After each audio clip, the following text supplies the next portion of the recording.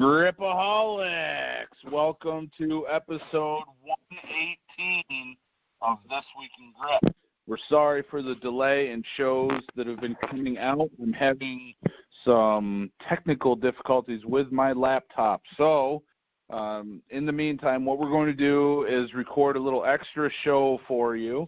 This is episode 118, and once again, it's me, Jed Johnson from DieselCrew.com. They call me Napalm, and my two trusty sidekicks, Alan T. Heineck, Esquire, and Professor Crowbar himself, James Rederides.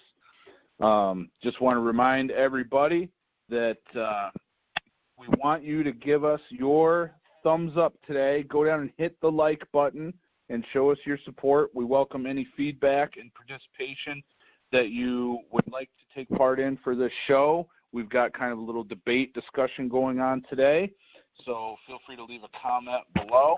Hit the subscribe button and the little bell so you'll get a notification every time a new video and episode of TWIG comes out. In addition, I'm doing a 31 days of Q&A on the YouTube channel, so you'll definitely want to subscribe for that. You don't want to miss anything that I have to say because it's all so very, very, very important. And finally, please feel free to share this video and others with your friends who train grip, because that's the best way to spread the word about our great sport. And remember, the first rule of grip sport is you tell everyone about grip sport. So, gentlemen, recently I put up a video on my YouTube channel, and the title of the video is, Does Hub Lifting Produce a Well-Rounded Grip?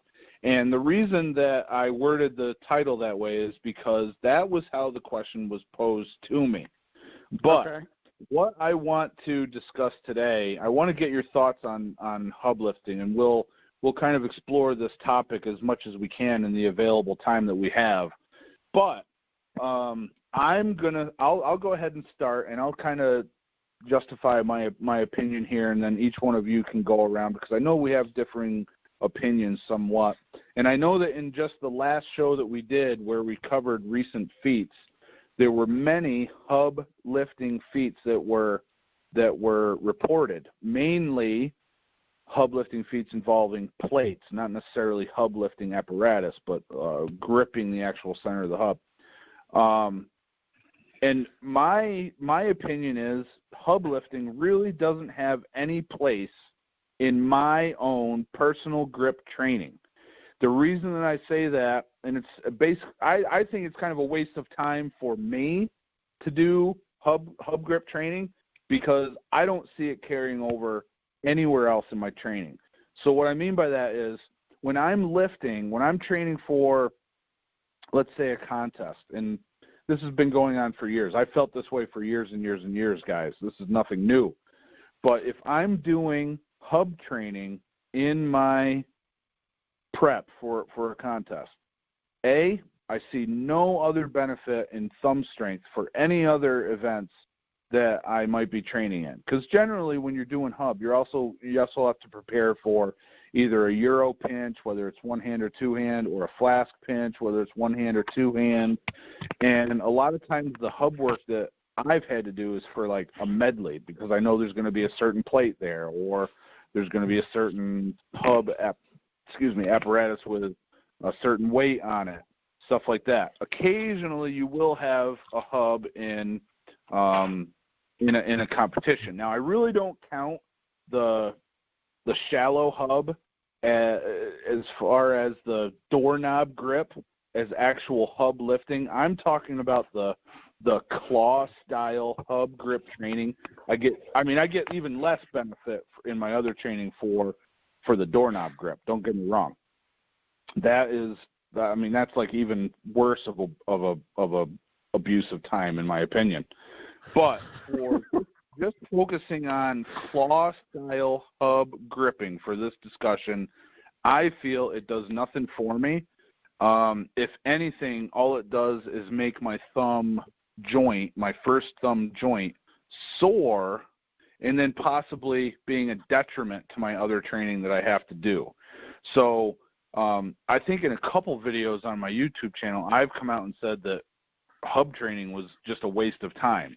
Grouping it in with grippers for like MMA athletes and the style of wrist roller where you're just holding it out in front of you on like a dowel rod and twisting weight up a cord on that dowel rod. So for me, I think it's a waste of time. But I would like to know what you guys think, and also what everyone thinks that's listening to this episode today.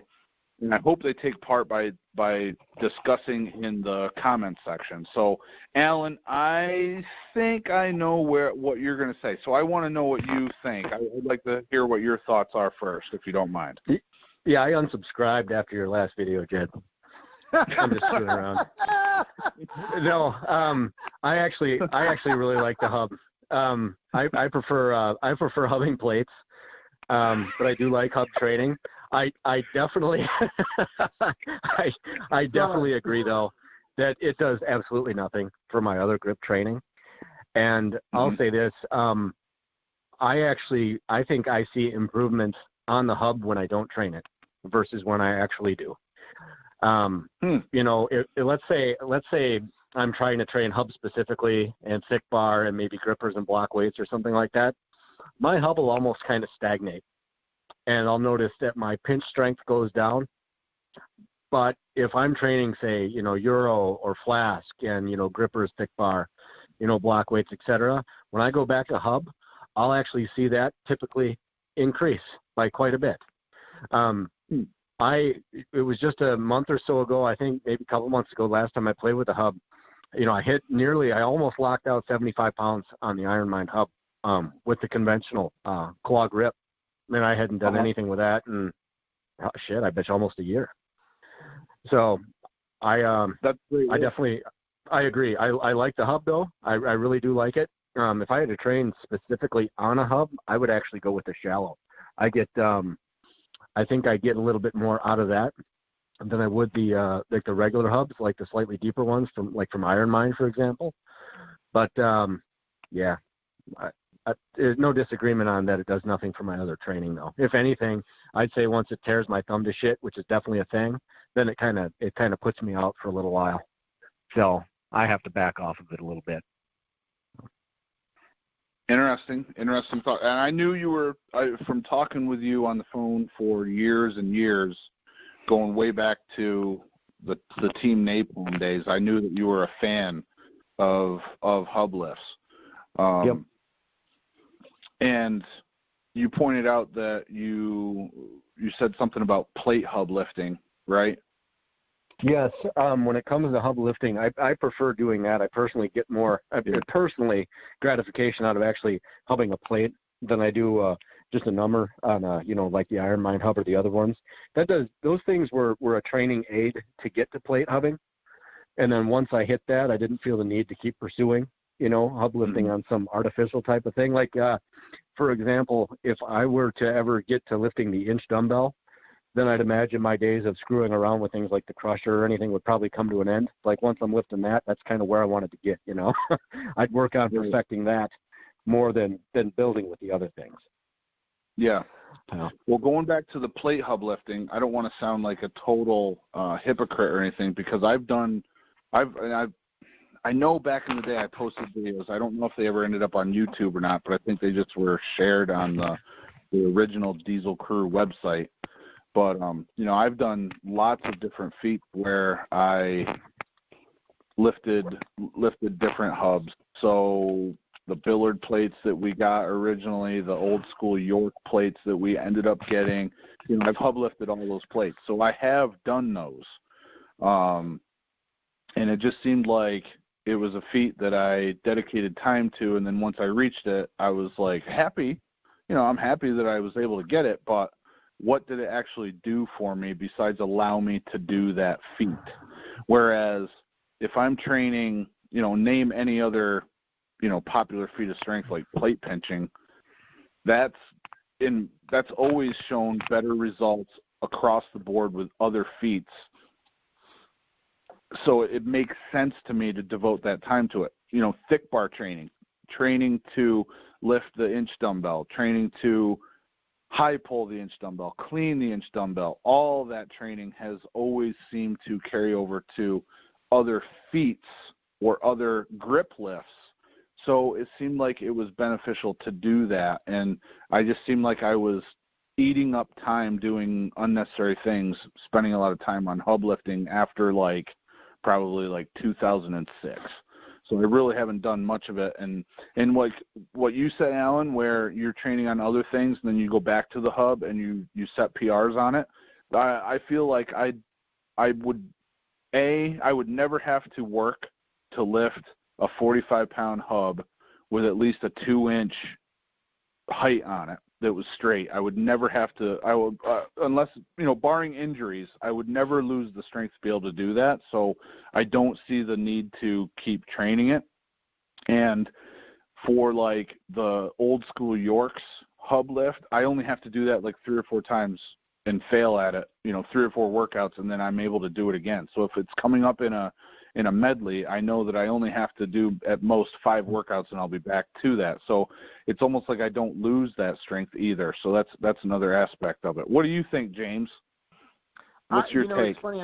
I agree with a lot of what you said, Jed. I mean, and again, I always feel like I have to qualify a statement like this because it's not like most of the feats I talked about in the last episode were hub related feats. So I definitely respect what people are able to do with hubs, but I know for me, the only reason I ever broke out like an Ironmind hub or something like that was because I just wanted to be able to hub lift, most deeper 45-pound plates. And then for a while I trained with the shallow plates just because I wanted to hub lift a 45-pound shallow plate. And when I was able to do both of those feats, which like you, I mean, a 45 plate with a good hub, I'm probably going to lift it. You know what I mean? Yeah. And it won't take too much training to get there. The shallow hub would take some work to get back to. But yeah, I mean, my grip is pretty much there where I'm going to be able to lift those things. Beyond that, I mean, personally, I had no interest in doing like I think this past week, Chris Tracy lifted 90-plus pounds on the Grip Genie hub or something. And it's like I can respect it, but I have no interest in it. And I just don't see where it's going to carry over into the other feats that I want to do. And I know there are people in grip that are more interested in competition lifts, who's going to get the highest hub lift kind of thing, like a John McCarter, somebody like that, where it's hub lifting is their thing. And it's getting to 100 pounds and all that other stuff, phenomenal stuff. I mean, amazing capacity to do that. And it's something I respect. It's just not something I'm interested in. I'm more interested in the feat of hub lifting in terms of, maybe adding a little bit of weight to a 45-pound plate or something. But I don't see any carryover. And like Jed is saying, it's funny. I rededicated to thick bar this in the middle of the year. I got away from it for a while, for a few months, because he was hurting my preacher curling. But now that I'm going back to it, I mean, thick bar seems like it's carrying over to everything. It's helping me out with everything, and yeah, I really, if I had to choose one style of grip training that would give you an overall more balanced grip, it would be thick bar over anything else. And I do love pinch training. And I do see a carryover from thin pitch. And I know John Brookfield talked about block weight training and the importance of that to have an all-around, grip, which I've neglected, for some reason. I don't know. It's just boring to me. But those oh, come on. All right. I mean, once I got a little hand, I suck at it. Okay, Alan, damn it. But no, I don't know, man. It's hub lifting, like I said, I respect, but it's just something that I wouldn't, if I wanted a well-rounded grip, I wouldn't spend a lot of time doing hub lifting. And I know Alan is about to unsubscribe from me too. Well, yeah, bash and hubs were one thing, but block weights, now you've gone too far. Well, thank God I got a few states separating us, Alan. It's it's going to be a while before you and I could sit in the same room. I go ahead, Alan. Go ahead. I've always, I don't know what the allure has been, but I've always loved block weights. Ever since I've started all of this, they've just been a ton of fun for me. No idea why. Maybe it's because they're so light compared to everything else, but just seemingly impossible to lift. I don't know if that's what it is, but they're just a ton of fun. The first time I ever saw them, I saw pictures, videos of Jed lifting the blob, and I thought, what in the hell is so hard about this? This thing weighs 50 pounds. What's the big deal? And then you get it, and you can barely lift it with 2. It's like, son of a bitch, and then you just fight like hell to get to that. And I don't know. Most of my time has been invested in just lift. I have so many hours in frustration of trying to lift block weights and not succeeding and finally getting there. I absolutely love the things. Yep. I collect them. They're just a ton of fun for me. Yeah. And I think that's awesome. It's like, that's the kind of thing that you can kind of work through your frustration with. And for me, if I'm going to waste my frustration on something, which I will, it's not going to be on block weights. Yeah, because no. Getting to a point where I could lift a 50-pound blob was such a pain in the ass. I mean, Bob let me borrow his, and I was doing drags up boards and little skips with it and deloading it and doing all this stuff. And I spent so much time on these things. And finally I was just like, the hell with this damn thing. Bob, take it back. I don't want it, And then a few weeks later, after not training it, I was at Bob's house and I lifted it. And I was like, thank God, because I'm never going to try to lift this thing again.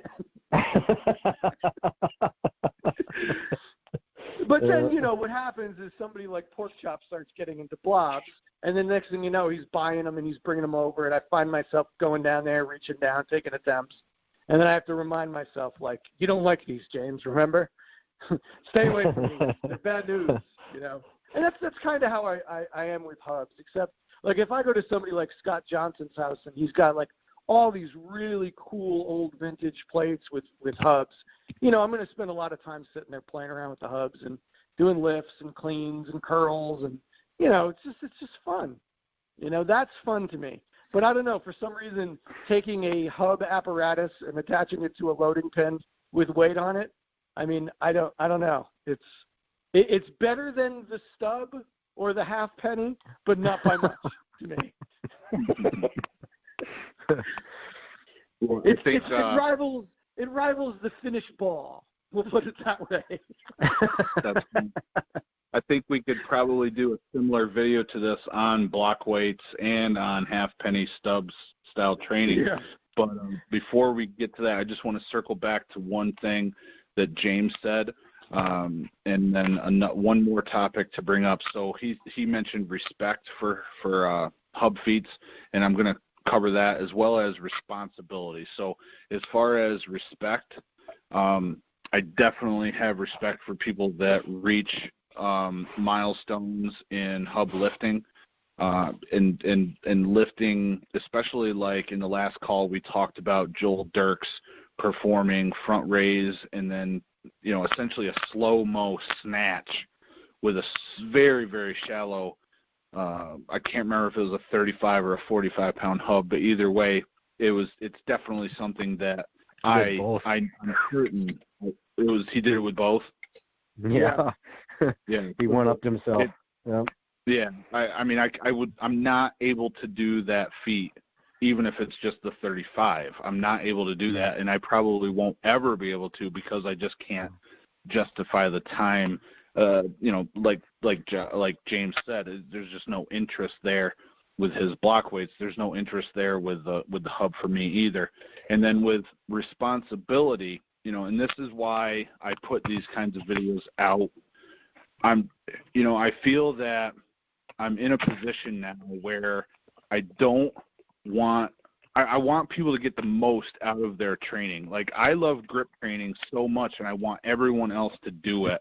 I feel that I have the responsibility to put out as good of information as I possibly can, and part of that is helping people not waste their time in their training. So, I alluded to grippers being a waste of time for MMA athletes. I feel like there's probably a billion different things that you could do that are going to be a better use of your time as an MMA practicing athlete than gripper training.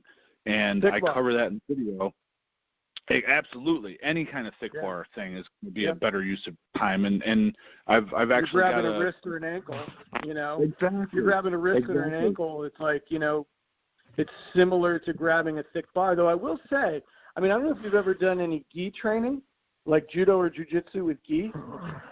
A lot of times you have to grab onto that gi, and you'll have fabric in between your fingers. And it does feel more like you're using some kind of like a claw grip than it would be a thick bar type of grip. Right. So yeah, that's why I would say that. But I do think overall, like if you took somebody with a really strong back and really good thick bar numbers, and you got on a mat with them, you would feel them. You would. Oh, Yeah. Yeah, absolutely. And I think what it goes, a big part of it is this. There's no doubt about it that the Iron Mind equipment is going to get the biggest exposure because they're the most mature company in the market, and there's just so many people that have that equipment already that people, when they're exposed to grip training, they're often exposed to the Captains of Crush grippers, the Rolling Thunder, which is the worst rolling handle on the market, and when they go through the Iron Mind store or the catalog that they might get their hands on, they might run across the hub, which is one of the cheapest pieces of equipment in the catalog. And I think people see that and say, well, this is Iron Mind. They come out with all these high quality pieces of equipment that everybody seems to be training with, and I don't really want to spend $100 on something, or even $75. I'll go for the $40 or $45 or whatever it is price tag on the hub, and then they end up with something that I feel is really, not just a poor training choice for your grip work. I mean, what are you going to get out of hub lifting? You're not going to get anything out of that Iron Mind hub for powerlifting, strongman, maybe some finger conditioning for things like MMA, but I still think you'd be better off doing like some of the variations of like towel pull-ups, rope pull-ups, towel curls, things like that, in order to toughen up your fingers. And there was something else I was going to say along those lines too, but I guess maybe the point is, I just feel like I'm in a position where I'm on YouTube. I'm trying to give people the best information possible. I know a lot of beginners they end up finding my channel. I'm just trying to steer them down the best path towards success with their grip training, whether they're trying to be a feetist like the three of us are, or competitors like the three of us are, or if they're training for an athletic endeavor of some sort. My responsibility to them is giving them the best information, and in my opinion, steering clear of hubs is a better idea than adding them to your training arsenal, because I think it's just a poor use of time for most people who are trying to get like a grip strength training effect out of the work they're putting in the gym. So if you guys want to respond to that, feel free. Can I actually go first, Alan? Because I don't think I've ever agreed more with something that you've just said. And it's funny because like one of the things that I said when I really got a lot of experience in arm wrestling was like, there's so much tribal knowledge out there. Like I want to be able to kind of cut through that and give people the best possible route to getting the best that they can at the sport as quickly as possible, so that they don't waste their time through the trial and error like I had to, and so that's why what you're saying about your responsibility, I think that's good. I mean, that's what you should do as an actual ambassador to whatever sport you're in, is like, don't like haze the other guys or make it harder on the new guys coming in. You don't want it to be easy, of course, but there's a responsibility to show them what it is that maybe you've deduced through all of the trial and error that you've gone through. And it's like, yeah, Right. so I respect that statement 100%. So Well, I don't know thanks, what your Boyd. opinion is, Alan. Yeah, for sure. What are your thoughts, Alan? I completely agree. I do like the hub, but that shouldn't be somebody's first step in terms of trying to build up their grip. Going to that, I think it's specific, and I always thought it was a training aid doing hub lifting to get to actually lifting a hub. But much beyond that, I can't give any gains I've had elsewhere, credit to specific hub training. Yeah. So it's literally gone the other way. My other training has helped with the hub and not vice versa. So I do like it, but you can definitely do without it. And with that said, like if you and I were training and you were pulling all this weight on a hub or lifting plates by the hub that I couldn't lift and lifting block weights I couldn't lift, I mean, I'd be super impressed, and I would respect those feats. It's just, if we're talking about carry over to other things in grip or strength wise, I personally don't see it. And I would imagine there's going to be people in the comments that disagree with us. And I think that's cool because maybe they've found some carryover that I haven't considered, Mm-hmm. That's a good point, too. Absolutely. It's just, especially when your time's limited nowadays, when you only got so much time, you got to be really picky about where you put your stuff, and it really needs to be the most bang for your buck. Yeah. That's the huge importance to me. Yeah. If there's one thing we've realized about the three of us over the past bunch of months, it's that we don't have much spare time. No shit. So maximizing training time is optimal, and especially it's funny because I was having this conversation with Pork Chop earlier today, I've been really trying to encourage him to do all kinds of things in strength that I think that he's capable of doing and not to pigeonhole himself, because I mean, he's 25 years old. And I try to tell him, I'm like, look, you're basically single right now. You don't have any kids. You have a job, you have youth, you have all of this time. You have people here who are willing to guide you in the right direction. I mean, there's just right now you have more disposable time and income than you might ever have in your life. You know what I mean? How is that? Make the most of it. So he's 25. Yeah. Good God, he is a damn kid. He is. I remember that. He's a means I was little voting guy. for the first president when he was born. Voting for my first time. Right. No, good God. Exactly. Yeah. Okay. I had no idea. I thought he was older than that. Wow.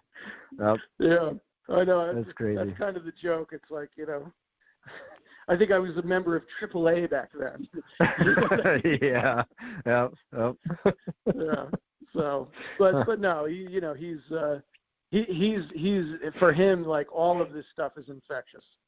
Whether it's hub lifting, block weights, all of it's infectious, and I guess we're trying to point him in the best direction possible. So. Right. So we shall guide the young Padawan. Hopefully not completely away from hub lifting and blobs, but